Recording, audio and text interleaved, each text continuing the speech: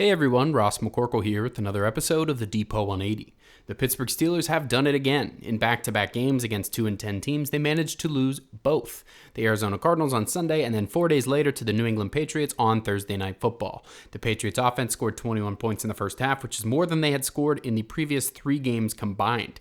It was the second largest point total of their season. The Steelers defense definitely let the team down, but it was a complete team loss. The offense managed just 3 points in the first quarter, somehow dragging up their first quarter per game average on the season. That number is just 2.62.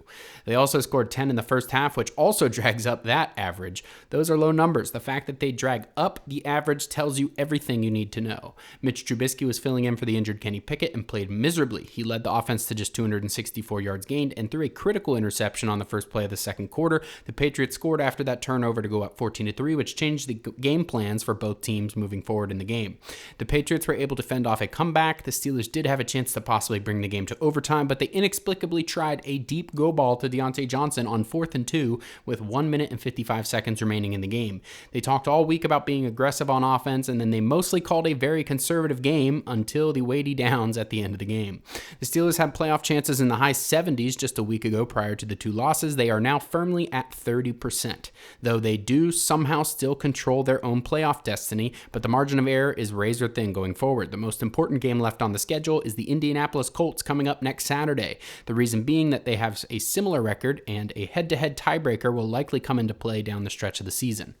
Even if all the results this weekend go against the Steelers, they will be firmly back in the picture with a win over the Colts next weekend.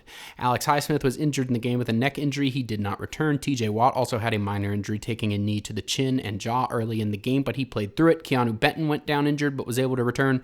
Players like Isaac Seumalo and Landon Roberts played despite being questionable coming in. Roberts had that groin injury on Sunday, so it was surprising to see him out there, but he gave it his all as he always does.